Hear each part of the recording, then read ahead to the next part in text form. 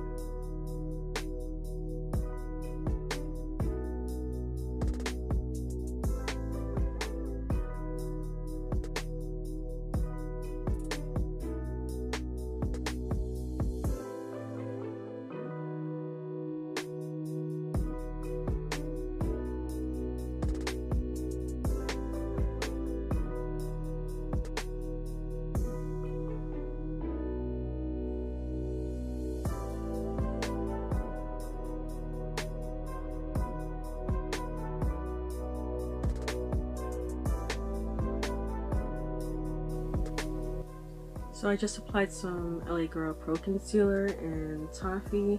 I recommend, if you are a dark skin girl, use a light concealer that's lighter than your complexion as an eyeshadow base, so the colors really show up on you.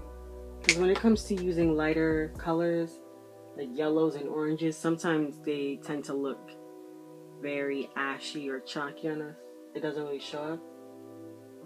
I'm using the ColourPop Yes Please palette, and I'm going to be taking the yellow in the crease first.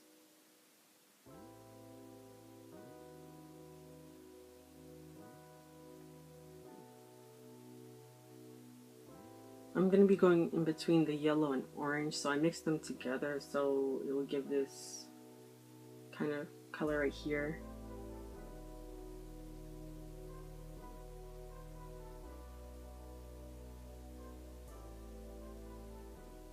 And it took me a while to get this color, so I'm just going to speed through the process.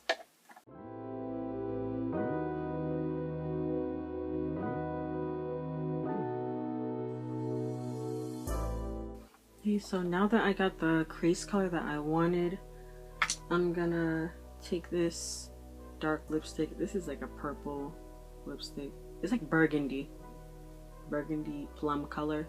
And I'm gonna use that as a base for this purple. It's actually a brown eyeshadow, but it has like a purple undertone to it. I tried using the LA Girl Pro Concealer as a base for my crease, or my lid. I'm getting my words mixed up today. But yeah, I tried using the concealer as a base for the dark eyeshadow, and it looked really patchy, and the concealer kept coming through like too light, so it made the eyeshadow look too light.